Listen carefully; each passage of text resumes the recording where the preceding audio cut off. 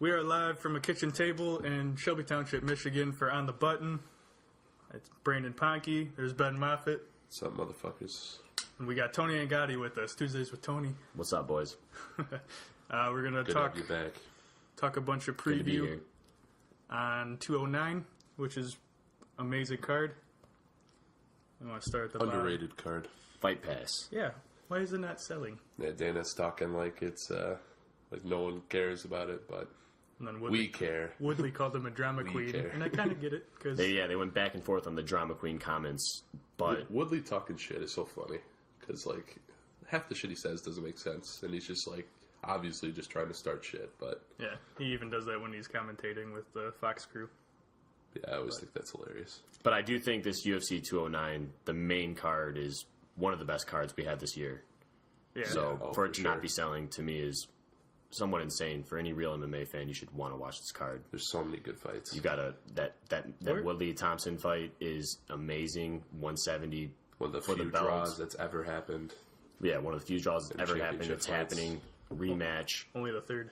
And then the co-main event, Khabib versus Tony for the contender spot to fight McGregor, It's just so exciting. it's super exciting. And it's in Vegas. I don't know why it's not selling. Yeah, I don't get it. Maybe he's just talking shit to talk it up, but Yeah. Well, I mean, Dana White's always complaining about stuff, but He's a shrewd businessman. I get Yeah. it. It has to be some type of calculated move. very unorthodox for After he said that, the Major ticket sports. sales went up. Yeah, and Yeah, it made a of course. headline too. So, all right, let's start at the bottom with some Fight Pass prelims. We got Albert Morales fighting new guy Salcom Theth. something suck 'em theft. Yeah, do it. Okay. So I think this is going to be fairly one-sided. I don't know much about this other guy, but Morales is very capable for a bantamweight. yeah, coming out of RFA off of a knockout, he fought in World Series of Fighting too. His first fight was with Alejandro Perez at Fight Night 94 as a draw. Then he got TKO'd by Almeida, but that's Thomas Almeida. Yeah, that's you can kind of give him a pass on that, but I think against the debut guy, I don't see him having too much trouble. Yeah, this is just going to be a fight where, okay, show us that you actually belong here, or the other guy gets a shot. Moving on to Amanda Bobby Cooper versus, who is that? Cynthia Calvillo. Yeah, Cavillo.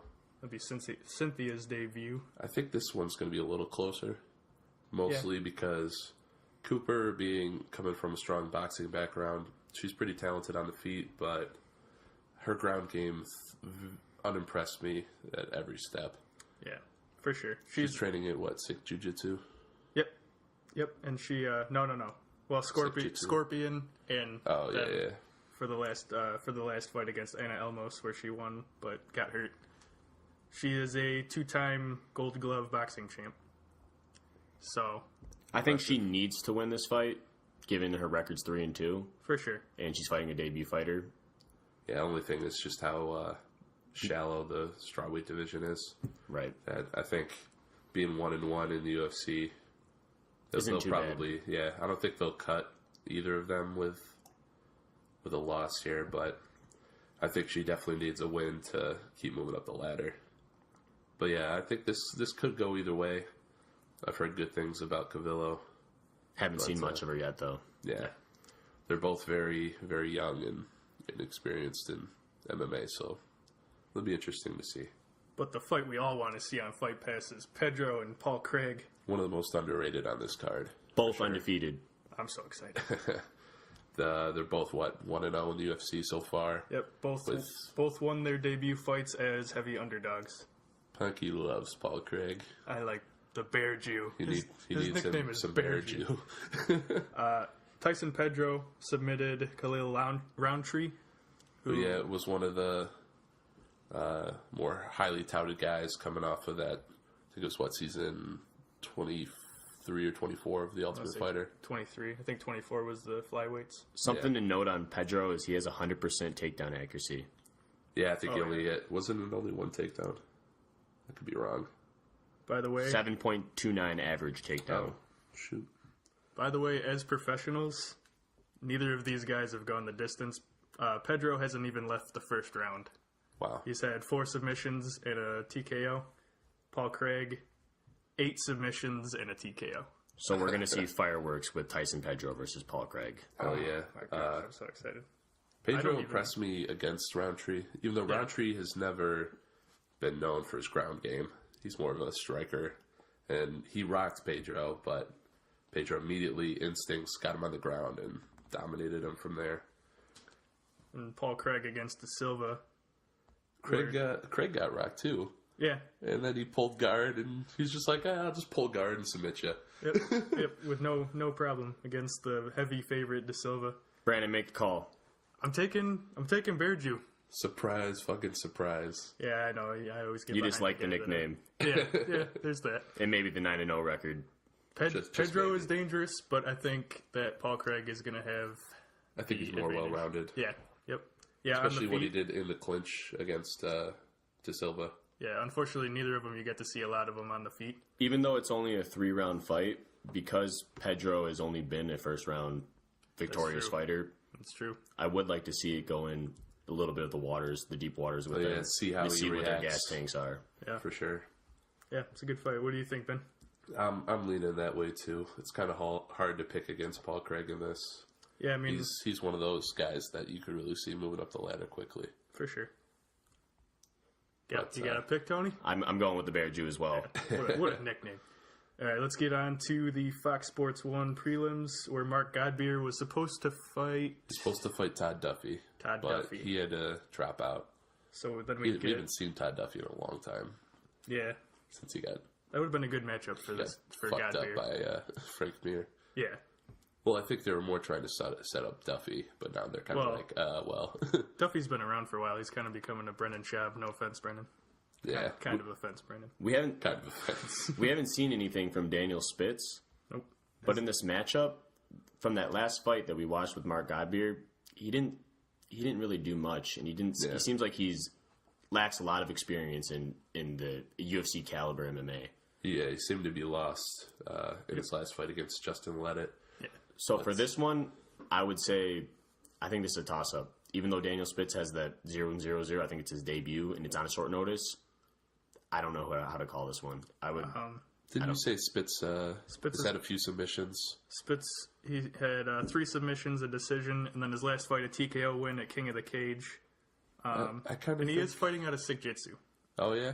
Huh. I wasn't too impressed with Mark Godbeer, so I am going with the debut Daniel Spitz to finish Godbeer. All right, I like it. Even though he also has a great nickname, Hand of God Beer. That's awesome. Yeah, his nickname's the Hand of Mark, the Hand of God Beer. That's beautiful. Yeah, I gotta lean that way too, based on what you said about Spitz's history on the ground. And Godbeer not having much of a ground game. Well, I could see it going that way. That's true. I see that. But let's go back to Godbeer before the UFC.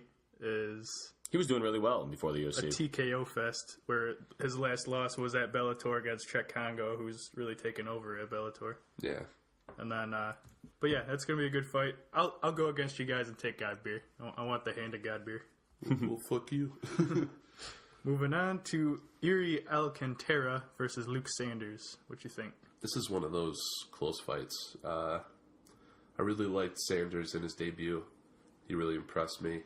Kind of looked similar to a guy that beat Alcantara fairly recently in Jimmy Rivera. They seem to be similar stature, similar style. But Alcantara, he's a veteran. He's done pretty well, gone back and forth with wins and losses, fought some really good guys, so it's kind of tough to pick. Yeah, definitely the better fighter for using his reach. Yeah. And he's a tall guy for the bantamweight division. What I like about Luke Sanders is that he did step in on short notice and win up a weight class. He's a bantamweight fighter and went to featherweight for his debut and won by knockout, right? Yep. Submission. He hurt him real bad. Hurt him real bad and then submissed him. So for that, I think Luke Sanders does have a little bit of that it factor confidence in making that ballsy move of I'm going to go up I'll go up a weight class just to get into the UFC and start banging. And he has that 11-0 record fighting against a guy that is 33-7 on Yuri Alcantara. I'm going to go with Luke Sanders. What are you guys' thoughts? This is tough because when we were watching film on both of these guys, Sanders succeeded because Blanco was pushing the pace and he was able to counter off of that. And that's where he clipped him, is when he caught him coming forward with that awesome left hand. And, but Alcantara, he's more tentative, likes to use his distance and kind of sit back, use those kicks, and use his reach. So it'll be interesting to see how they both approach this. Yeah. Alcantara, he needs to make the adjustment to be more aggressive, because if not, then Sanders can do the same thing Rivera did to him, get in and out, score points, get the win. So it'll be depending on how Alcantara comes out to there. And but yeah, I'm gonna say Sanders. What about you, Ben? Making it 3 out of 3. After that fight, I kind of fell in love with him as especially a guy moving down in weight. I got to go with Sanders in this one. Yeah, I think one of your favorite fights is the next fight, Bektic versus Elkins. Yeah, that's another underrated one. This is Bektic is one of those like up and coming top prospects that the UFC really wants to get behind. He has 11-0 record. Yep, he's even though I just watched the Chad Skelly fight, and that was his first debut. That was his debut. Yep. Yeah, that was his debut, and even though the rankings don't always matter fully in the UFC, being that Rashad is a number 13 featherweight and Darren is a number 14 featherweight, this fight could push one of them into being a top 10 contender. Oh yeah, the winner will definitely get a top 10 guy after this. Bektic, it was interesting because it was kind of a back and forth fight. I think he won the first round, but in the second round, Skelly rocked him with a right hand, and then he went into the clinch, got his hand behind his head, and was throwing knees. But Bektic had his hand on the ground, so he ended up getting like time to recover, and then he came back and won the fight. But he got like knocked out. he was out on his feet. Yeah, that's right, and he was able to come back. But also, since then, he's been able to chain together a few more wins and against less than stellar opponents. And Elkins is definitely the hardest fight of his career. But it's clashing styles, really. Both, well, yeah. Elkins definitely is going to lean on wrestling for this fight. Just like he has every other fight. He's pretty much a take you down and control you. He's one of those guys who can take damage, and he's always going to come. He's always got endurance. He's always just going to get you against the cage, try and get you down, and wear you out. But Bektic is a decent wrestler, but with the American top team. Yeah, he's with the American top team, one of the most respected. Very good team. And you want to make a pick? You want to make a pick? I'm going to take Bektic. I've liked him too much to pick against him here. And Elkins is one of those guys that I don't think he's going to adjust his striking to match Bektic's output. Being 11-0 and being with American top team, that's what I was going to add on. The fact that he's with American top team, and I think the UFC wants to push this guy, and he's a young prospect, I'm going to take Rashad too as well. I'm going with Bektic. I'm going to be the dark horse and take Darren Elkins to get him down and control him. I think... you were just the devil's advocate, aren't you? That's what I'm here for, guys. This is the best wrestler that Bektic has fought, and it's going to bode a problem for him, and he's going to get that first loss. Okay. Moving on to the heavyweights, a fun one. We got Marcin Paybarah, and they won't let the other guy throw his name. Oh, Luiz Henrique. Yeah. Yes. This is interesting. A couple guys the UFC, because the heavyweight division's so thin, and these are a couple prospects they brought in. Didn't they? No, they didn't both. I was going to say they both fought Ganell, but they didn't. Yeah, no. Henrique got fucked up by Ganell in both of their debuts, but he's come back with a couple good submission wins against less than stellar opponents, but still, you get a win streak going in this division, and they're going to shoot you up the ladder. Then there's Marcin Paybarah, who came in his debut against Timothy Johnson, who you picked the mustache to pull it off, and he did. Got the decision. I must ask you a question. Oh, what's the it? I didn't actually have a question. That's why I asked. And then he beat Vitor Pesta by knockout, which poor Pesta just lost by the Ezekiel choke, the first ever. Was that Alexei Olenek? Yep. Yeah, that poor Pesta. So, yeah, it's an interesting fight. I really don't... Fine, I'll go with Henrique. Huh. Henrique to upset the guy that I was very behind when he was coming in, because he is a first round, just beat him up brawler. But I think Henrique is the smarter fighter in this fight and gets the win. See, I think Paybarah has a good wrestling background too, and I think that's going to be enough to keep this on the feet, where he can wear out Henrique and find a way to finish him in the second or third round. I'm going with Paybarah there. We're just flipping. What do you think, Tom? I'm going to actually go with Brandon, and we're going against Ben here. That's new. First time. 2-on-1. First time for everything. I'm going to take Henrique. I'm going to go with the young buck's going to win here. Henrique's 23 years old. Marcin is 31. I think that I haven't seen enough of both of them to be impressed with either of them, but I think Luiz is going to be able to outwork Paybarah. And because they're heavyweights, I'm actually going to go bold, and I think Luiz is going to get a KO on him. Yeah, I like it. I'll say he rocks him and submits him in the second, but I'm with you. Sorry to cut you off, but you're wrong. Thanks, Alec Baldwin is. So let's get to the fireworks of the main card. Overeem versus Mark Hunt. Jumping way up in the heavyweight division to the top. Yeah. To the main event. Crazy exciting fight right here. Oh man, I love this main event. This whole main event, all five fights, amazing. Sorry, the main cards is just amazing. Well, main event too, but yeah. Yes. Oh yeah. This one's so tough. It's very tough. It's very clashing styles, and I'm gonna go off and say we will see a knockout here. Okay. Yeah. I think so too. I think we agreed on that too. We have two guys, Alistair Overeem being such a badass guy overall. He's been in the game forever. He's had belts in so many different organizations. He's an awesome kickboxer, has power. He's got the whole package. The only thing with Alistair, though, is in his last fight against Stipe, I kind of seen deterioration in his game. I feel like he was finished really easily in that first round by Stipe. And I'm not taking anything away from Stipe, because Stipe's power is on another level and he's been just dropping dudes dead. Yeah. But Mark Hunt hits like a truck. Yeah. And he literally probably has the most walk-off KOs in the heavyweight division. Oh, for sure. Definitely. Maybe the UFC. I think that yeah. This is a very hard one to call. I think Alistair is going to do exactly what he normally does and stay on the outside, and he's going to try to basically lace up Mark Hunt from the outside, and Mark Hunt's going to be in the center of the octagon trying to land that big blow.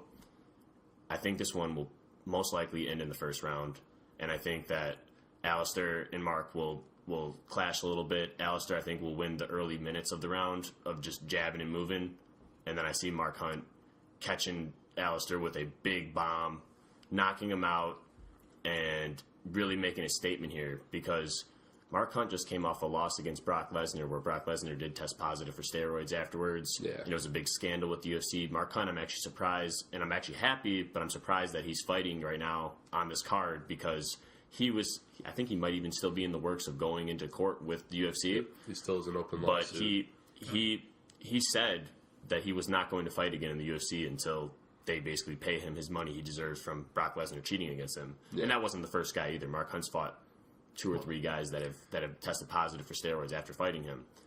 Yeah. But Mark Hunt coming back and actually showing up and he's gonna be fighting. I think he's here to make a statement, and I think he's going to KO Alistair. I like Alistair. I've really been a fan of watching him fight, but I think he's on the decline, and I think he's on his way out. I think Mark Hunt KOs Overeem in insane walkout fashion. The old Mark Hunt walk-off KO for Mark Hunt. Love it, Tony. You're exactly where I'm at with it. I think it'll end up being the second or third round, though. I think Overeem is going to really kind of run away. He has to. If it goes to a decision, this fight is guaranteed to go Alistair's way, because there's no way Mark's going to outland him. So there's that. That's a really good point, actually. Overeem really just... Overeem could try to make this if he Floyds and stays on the outside. But I think it's overhand right knockout. I'll take third round by Mark Hunt. What do you think, Ben? See, once again, 2-on-1, bitches. Yep. One thing I liked about you brought up the Stipe fight, which we went to. See, Overeem did a really good job of sticking on the outside and picking his moments, and he caught Stipe. He did with a perfectly timed left hand and put him down. And he should have thrown punches, but he tried to submit him, and it didn't work. Yeah, and that gassed him out. He hurt Stipe. But and then I think it's going to be exactly what you said, where he'll stick on the outside. He's going to circle to the right, avoid Mark Hunt's big right hand, keep throwing that 1-2 combination, working the body with his kicks, and just doing enough to. I think he'll take him down even at one point later in the fight when Mark Hunt starts to get worn out. And I think he'll get a TKO finish. I think that's a pretty... He's never going to put him out, though. I think your analyzation, Brandon and Ben, is both a pretty on-point analyzation of this fight. Well, I think the road to victory for Alistair has to be staying on the outside and either catching him and clipping him and KOing him, or decisioning and wearing him down, and then maybe being able to get a little bit of ground and pound in here and, wear him down. With Mark Hunt, I think he needs to get that KO. He's not going to be able to outlast Alistair. And Mark Hunt's bread and butter is that hard over right hand. I think the best, we can agree that they both are going to, we know how they're going to both approach the fight. It's going to be exactly what you said, and all three of us said. It's going to be Overeem trying to strike from the outside, but it's going to be who lands. That's pretty much the wild card of this. Yep. And exactly. You know what? That's a good point, too, because that's one thing that's kind of rough about the heavyweight division is... it takes one shot. It just takes one shot. These guys are so big, and the human anatomy of getting hit in the jaw doesn't change much from your size, from being bigger. So that's why there is so many knockouts in the heavyweight division. And it really could go either way with both these guys being very skilled guys and top heavyweight contenders. Both of them, I think, are contenders. So it could... This is... Being the heavyweight division, it could just be very random, and shit happens in the heavyweight division all the time. Yeah. I believe the heavyweight division does have the highest overturn of having the belt out of all the divisions. The longest longest defense that anyone's ever had is what, 2? Yeah. And Stipe, no one's ever had Stipe has one now, just against Alistair. Yep. And then, he's got Junior in a couple months. I will give you, Ben, that the fight before Stipe... Overeem was the only person. Was it? No. Arlovsky before Stipe. No, he knocked out Junior Dos Santos. That was one before that. What? But yeah. Why would he get a shot at Stipe after getting knocked out by Arlovsky? He knocked out Arlovsky. He did knock out Arlovsky. What's the word for it? He did like a switch front kick. Yeah, switch front kick. That hit him right on the jaw. And then finished him with the right. But okay. yeah. Yeah, touche. Knocking out Junior. No one's ever done that. Overeem, people forget, has some of the best power in the UFC, period. He was always one of the hardest hitters. And that's what I think could be the difference, too. As far as a full package fighter, I would actually go on and say that Alistair versus Mark, Alistair is the more well-rounded MMA fighter. He's a great kickboxer. He's great with his feet and his hands, and he's also capable of going on the ground. And I believe that he does have a better endurance tank than Mark does. Mm-hmm. But I've just seen Mark Hunt just walk off KO too many people to go against Mark Hunt. Yeah, that's pretty much it. Overeem's clearly the better athlete. Probably everyone, maybe with the exception of when he beat Big Country, Roy Nelson. Everyone's going to be the better athlete against Mark Hunt. And what makes me laugh about Mark Hunt is the guy does not look like he's as powerful as he is. Yeah. Even the way he has a very, we would say, loose build. A lot of man titties going on there. He's a little chubby. Yeah. He's a little pudgy. There's some flapping. But he drops dudes dead, and he just walks off KOs people. Like he's that guy that he knocks somebody dead. He punches him. The guy that knocked out Roy Nelson. He is. Yeah, and he I believe he just punched him in the jaw. And didn't get on top of him and finish him or anything. He just punched him in the jaw and walked away. That was the one where he walked away and just went like, oh, somebody's checking him. It's over. I'm done. Shake my head. Let's move on to Vinod and Tamer. This is actually I was telling you guys before, this is one of my favorite fights on this card. Even though I love the main event and the co-main event, I think subpar the co-main event and the main event, this is my favorite fight on this whole night. Lando Venata, I'm pushing for this guy. Main Lando Venata is the future. That's what I'm going with. Lando Venata, the guy just came off of possibly the knockout of the year with that spinning back head kick to John Makdessi. Just gorgeous. Just insane. Spent that whole fight. If you haven't seen it, go Google it. Lando Venata versus John Makdessi. Insane knockout. Could be knockout of the year. Lando Venata, the guy, I can't say anything bad about the guy. He's just too good right now. For a guy that's came in, his first fight in the UFC, his debut was against Tony Ferguson. Took him on a 2-week notice. Came in against Tony Ferguson, who Tony Ferguson is one of the best fighters in the world right now and a freestyle fighter. And Lando looked amazing against him in the first round. He almost finished Tony Ferguson in the first round. Yeah, you heard him bad. Lando Venata, I think, has a very unorthodox, unique freestyle type style, and he's so confident. There's something about this guy that I think he has the it factor. And from watching so many guys in the UFC come and go, and this guy just jumped right up. He took a ballsy fight with Tony Ferguson. He did lose to Tony Ferguson on that initial fight, but then rebounded quickly and knocked out John Makdessi in a insane fashion, possibly knockout of the year fashion. I want to see more of this guy, and I do. I'm going to say it right now. I think this guy's the future. I could see him as a possible future lightweight champion. And for me, Lando Venata, there's just so much good things to see from this guy, and I just want to see more of him, and I want to see his growth. I'm going with Lando Venata against David Tamer. We haven't even talked about him yet. David Tamer, he's off the Ultimate Fighter with Conor McGregor versus Uriah Faber as the coaches. David Tamer, I think, is a decently well-rounded guy. He's okay, but I think this is his fight to lose. I think Lando Venata is going to come out here and put a schooling session on him. I think he's going to come from every angle, throwing crazy kicks, crazy punches, and I see Lando Venata just completely dominating this guy.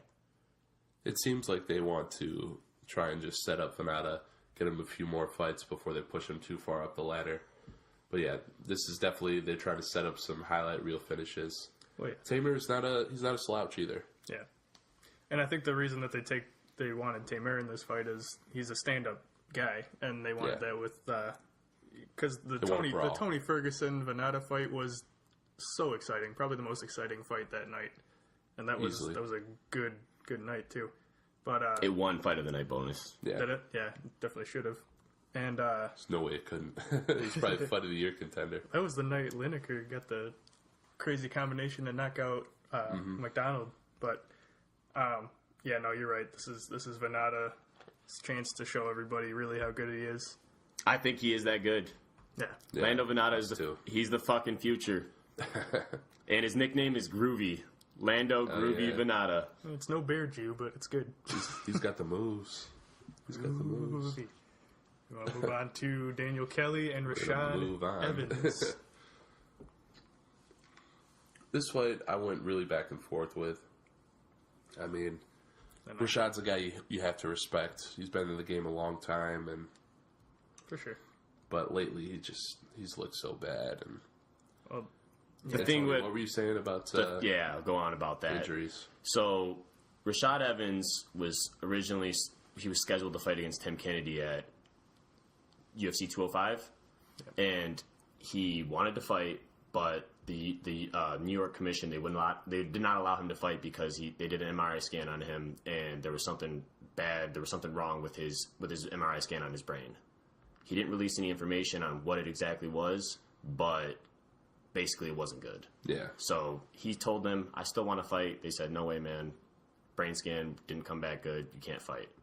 Then right after that, about a month later for UFC 206 in Toronto, same thing happened. They scheduled him a fight. The Toronto Commission now said MRI scan came back and there's something wrong. There's some scattered things going on with your brain. Yeah. And given that, I believe Tim Kennedy even said Rashad Evans shouldn't be fighting anymore. The guy has brain damage. Now, he didn't publicly come out and say this, so I'm not saying that it's true, but that's what we hear. And if you have two brain scans that go bad from two different commissions, doesn't seem like it's a good thing. No, yeah. He's been in the game a long time, and it's kind of hard to... So given those two situations that aren't that far away, I mean, this is UFC 209, and we're talking this stuff happened UFC 205 and UFC 206. I do not think it's a good thing that Rashad Evans is even stepping into the octagon. Yeah. And with that medical issue coming out, I don't think he should be fighting and I can't pick the guy to win when he's had this brain issue. I can't see him coming in as the old Rashad and on top of his game. So especially against Dan Kelly, who's really no slouch, and Ponke's been in his corner since day one. I wouldn't say, yeah. Well, in this fight, and it's not like Rashad has fought very recently, and I believe his last fight was against Glover. Yep, and Glover knocked him out really bad. Maybe that is the brain injury or the beginning of it. Because that was an uppercut that pretty much threw his head to the ceiling. It was really bad. And I mean, he's been around since like the older days where. He's a true veteran. I mean, I really like Rashad. I think the guy is he's awesome for the sport, and the guy's had a great career. I think that it's time for him to hang it up. Yeah. And I think we will probably see. This is a very bold prediction, but I think Daniel is going to come out here and dominate Rashad, and I think this will be Rashad's last fight, and I think it'll be for the better of his health. Yeah. Yeah, no, that's definitely it's what I said was going to happen the second that they announced this fight. Is Kelly going to take him down? And it's sad because Rashad's judo background. Rashad would have had a hell of a career because it was really his knee that took him out for so many times. But yeah, then he lost a little bit of that speed coming back, and I think he's definitely still going to have the speed advantage against Kelly. But Kelly's he's not going to have the power he used to have. Kelly's going to be able to eat anything he can take and take him down. And he's going to chase him around to try and get him against the cage, get him on the ground, and not to just keep oversaying it, but due to that brain issue, what if Daniel just connects a jab on him and we see Rashad just go down and go to sleep? Yeah, because a lot of these guys, when they've been in the game a long time, their chins become really suspect. And him having that brain issue, I think his head's suspect. Mm-hmm. So I hope we don't see Rashad get punched in the face too much here. Yeah, this is almost originally when they announced it, I just thought Kelly would get the better of him, but it's starting to feel like Rodriguez versus Penn. Yep. Starting to get worried. Yeah, I'm a little worried for Rashad on this one. And you know what? Hopefully he comes out and he puts on a good fight. I just don't see it happening. I think Daniel Kelly just annihilates Rashad. Especially with all the issues with the Black Stallions falling apart and everything. It's kind of, I think he's just a little lost. And this is his farewell. So we unanimously taking Kelly. Moving on to probably the most exciting fight on the card. Yes. Arguably. Yes. The best fight on the card. Khabib and Tony Ferguson. We have so much we can go on with this. I'll start off. Where to start? Yeah, go ahead.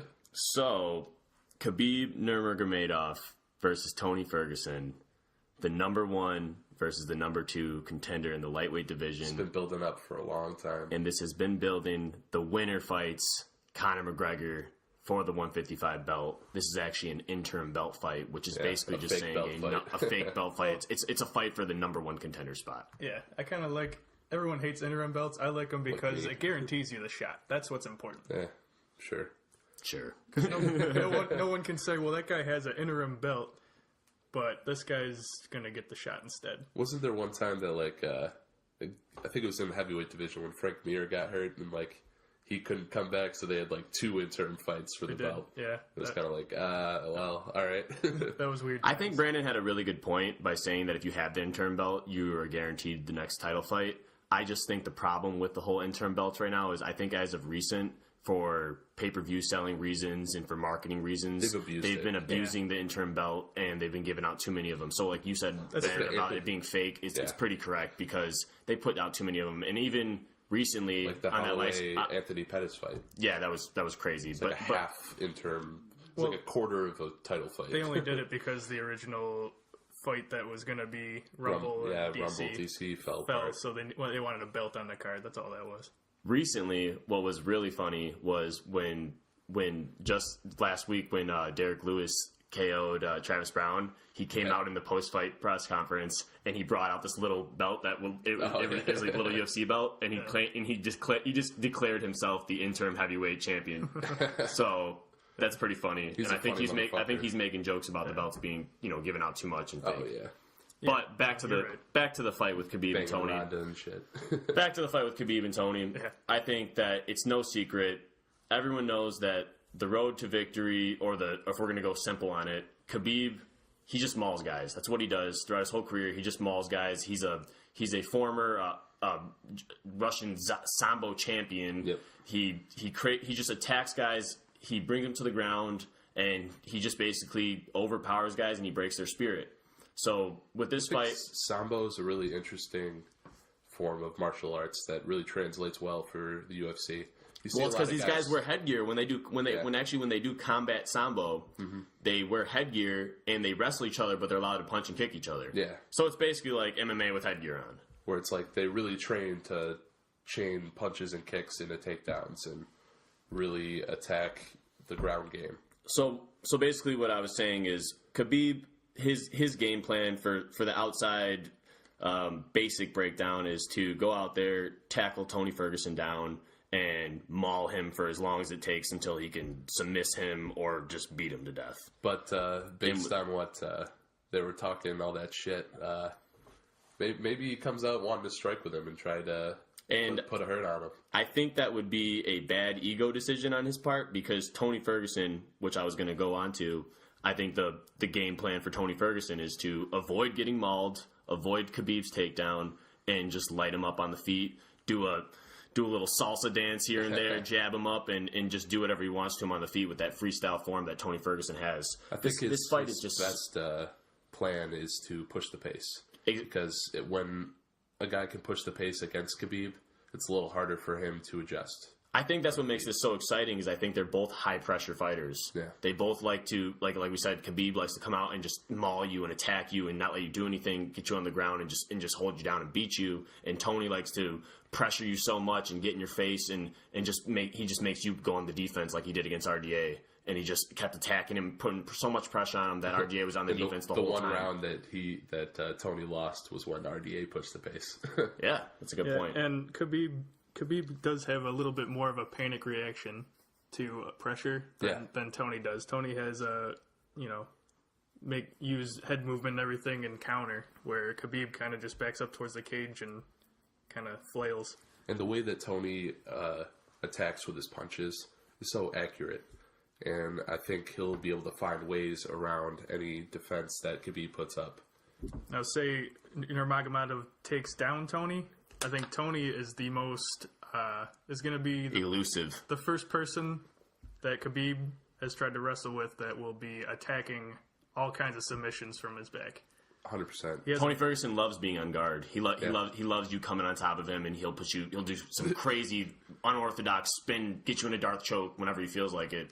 Yeah. He's impressive with his freestyle form of fighting. I'm blown away with Tony Ferguson's style, especially after seeing that recent fight with RDA.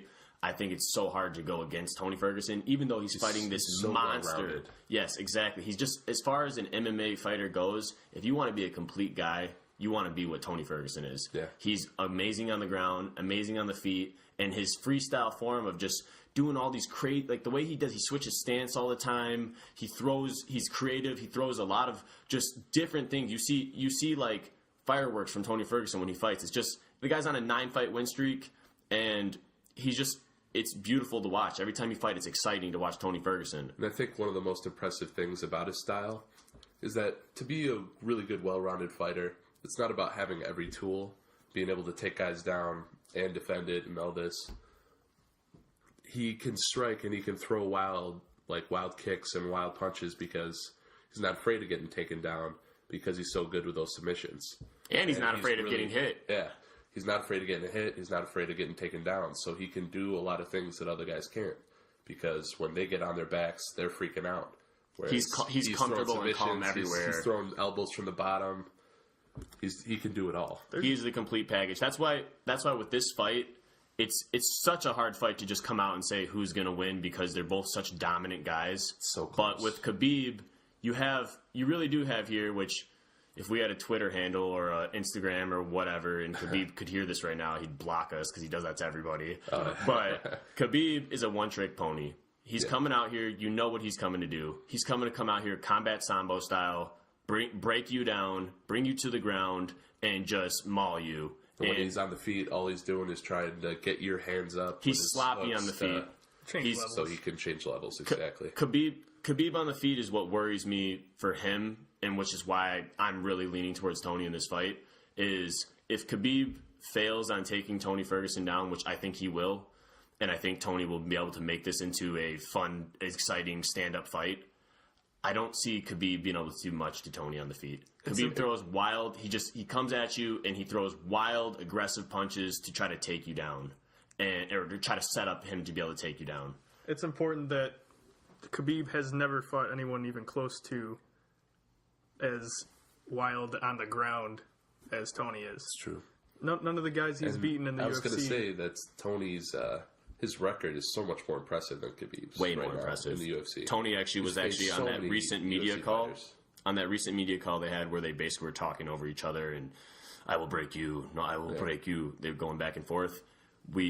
Tony pointed it out. He said, "Look, man, you're 24-0, but your record's padded."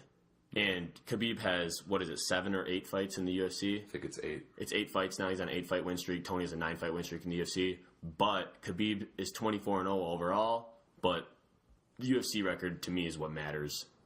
And he's 8-0 in the UFC, which, that is arguable.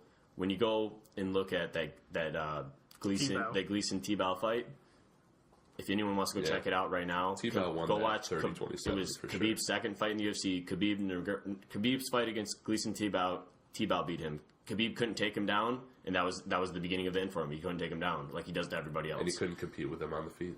So I could see, I'm relating that to the Tony Ferguson fight. I think it'll be worse. I think that Tony will defend the takedown and then pressure Khabib too much and overwhelm him and basically be able to do whatever he wants. I think that was...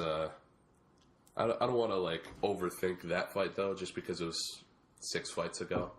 Khabib has improved. We have to acknowledge that, especially with his how he reacts to good strikers, and he's steadily improved. But Tony, he's beaten all these guys that are better than the guys that Khabib beat, and also they faced 3 similar opponents: Tebow, Trujillo, and Johnson.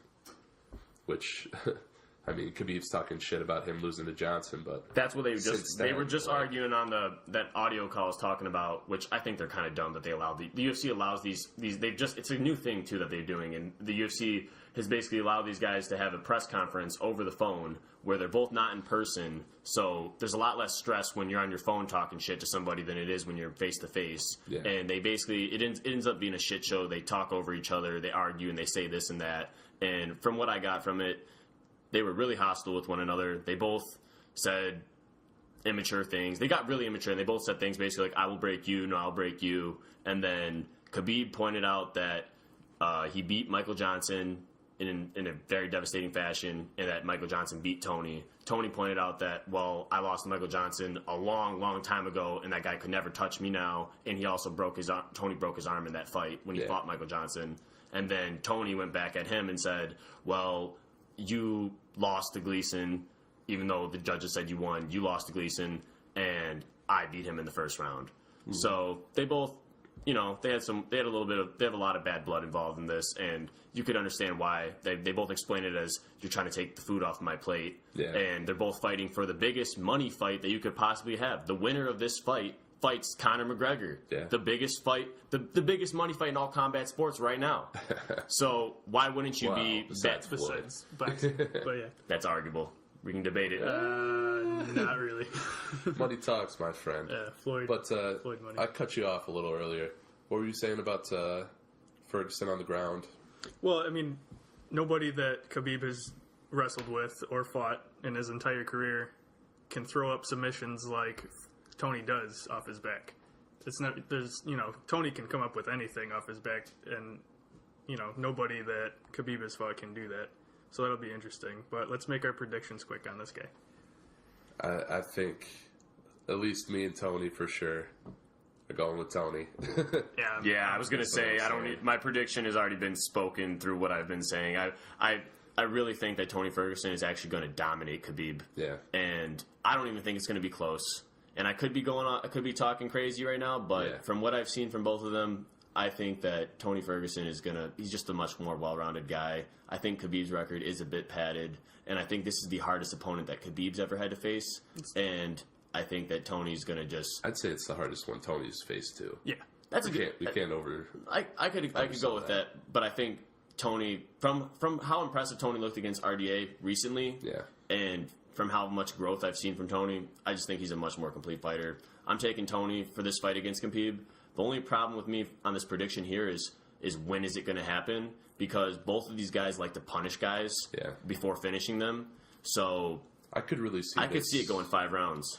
I could see the way that I looked at this finish. I see Tony lighting him up on the feet, really starting to frustrate him by defending the takedown well, and then what he did against Venata, what he does against a lot of guys. I think he sinks in a dart stroke, and he finishes him with a submission. I think that's actually something really good to say there, because I think that would be more impressive for everybody. And I think that is, I said it to you before we even went on here about this fight, Tony Ferguson coming out here and knocking out Khabib, even though a knockout's always what the fans want. In the case with Khabib being such a combat sambo guy and the wrestling and considered one of the best wrestlers ever, if Tony Ferguson was to come out here and submit Khabib in any way, submitting a wrestler's like spitting in his face, right? It's just being like I'm way better than you. So I think that's a good point out here. I think Tony Ferguson would love, for the ideal win would be like a Darth choke. So fine, you guys think that I'm going against? At first, I thought Nurmagomedov. I do think that he's going to take him down in the first round. Yeah. I think Tony will stuff a few and then use his reach, but Nurmagomedov will get him down when they're not sweaty. But, like I said, Tony's going to be able to defend any, submissions or the hands, because, Khabib likes to throw hands once he's on top of you. But I think he survives that first round, gets the takedown, and then second or third round, Tony just kind of takes over. And I kind of like your Darce idea. Thanks. But I think it's going to go deeper. I think it'll end up being 4th or 5th round. And, I'll take a submission. All right. Now the main events. Not yet. We are way over. What? So we need to cut it off and then do the main event at the beginning of the next one. Well, fuck.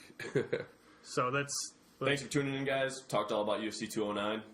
Bitches, we'll be back in 5 fucking minutes. Yeah. On the button, baby. See you guys.